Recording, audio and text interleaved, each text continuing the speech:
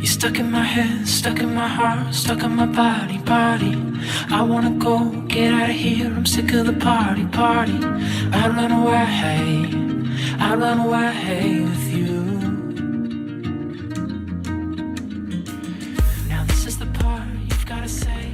What if I told you there was something you could do that would instantly boost your mood, that wouldn't require taking any medication, wouldn't require therapy or a purchase of a gym membership, or any diet restrictions? What if I told you that it was accessible by almost anyone, anywhere, and at any time? Would that spark your interest? The something that I am talking about is hiking. From taking a 20-minute walk at the local park to backpacking hundreds of miles through mountains, hiking has been linked to numerous benefits ranging from emotional, physical, and psychological. It keeps the body healthy while also providing improvements in self-esteem, an increased appreciation of nature, feelings of connectivity and companionship, and it has the power to improve an individual's well-being through providing restoration from stress and mental fatigue.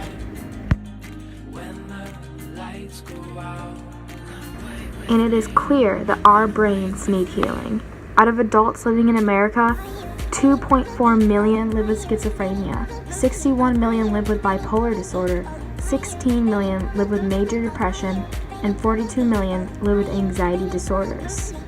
The rate of suicide continues to climb, with a 24% increase between the years 1999 and 2014, and an increase in both males and females in nearly every age bracket. In 2015, suicide was the 10th leading cause of death in all age ranges, and the second leading cause of reported deaths for those in the 15 to 34 age range. Our nation's psychological health is on the decline. Regardless of whether one has a mental illness or not, we all could use whatever help we can get.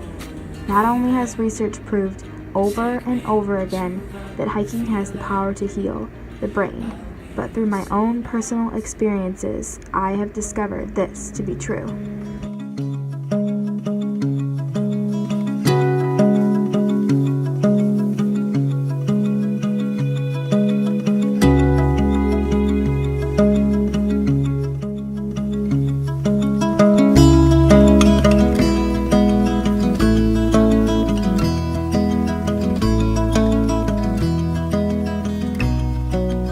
When I was 14, I went on my first real backpacking trip. My dad took me to North Manitou Island, where we explored the long-forgotten ruins of pioneer homes and fell asleep to the sound of waves crashing on Lake Michigan. When I was 15, I got to be up close with wild ponies on the grassy mountain balds of Virginia. I also got my first taste of the Appalachian Trail, a 2,000-mile pathway stretching from Georgia all the way to Maine that I dedicated myself to complete one day.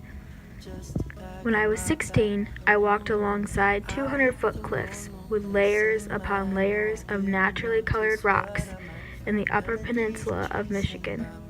I explored caves in the waters of Lake Superior and sprinted down a 300-foot sand dune called Log Slide. When I was 17, I finally got to backpack without parent supervision, and I got to bring my friends out into the Rowan Highlands of Tennessee and North Carolina. We played card games around campfires, engaged in song battles, ate one too many s'mores, and experienced the kindness and generosity of complete strangers. At 18, I went on the trip of a lifetime. My dad and I hiked over 165 miles of the Pacific Crest Trail through ancient lava flows, snow-capped mountains, thundering waterfalls, and crystal-clear lakes.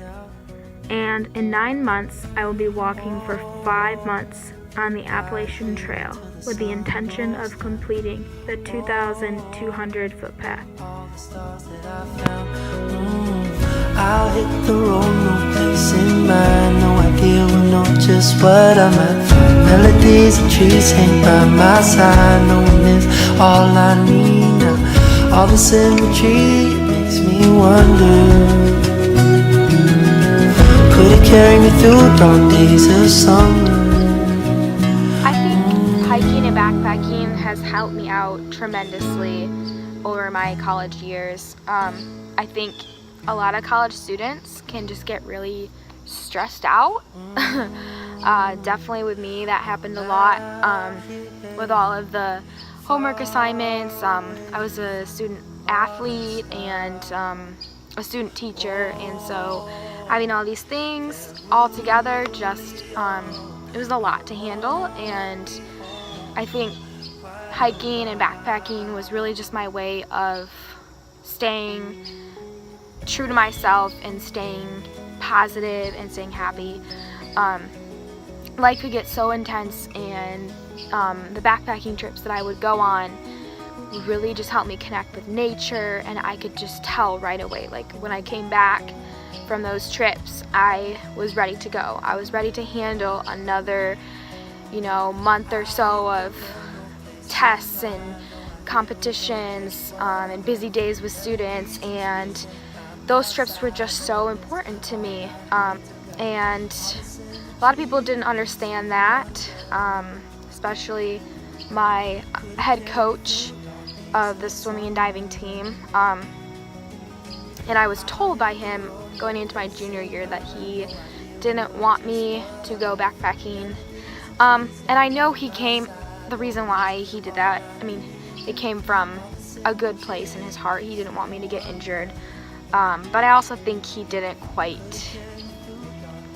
understand the mental aspect of backpacking for me. It really was just my sanctuary and my place that I could go to be free.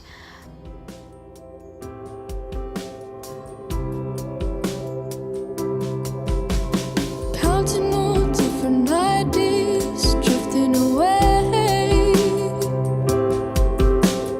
Past and present, they don't matter now, the future sorted out. Watch her moving in elliptical patterns, think it's not what you say is way too complicated. For a minute though, I couldn't tell how to fall out. It's 20 seconds till the last call. So the big question is, why is backpacking and hiking so effective? How does it work to make people happy, and why does it work? The first reason is due to the fact that hiking is a great source of exercise, and exercise leads to better psychological health. It causes the release of endorphins, which help to naturally fight off feelings of depression, anxiety, and stress. It can boost self-esteem and improve sleep. And if an individual does not get enough exercise, not only are they at risk of developing cancer, heart disease, stroke, and diabetes, but they are at a greater risk of developing a mental illness.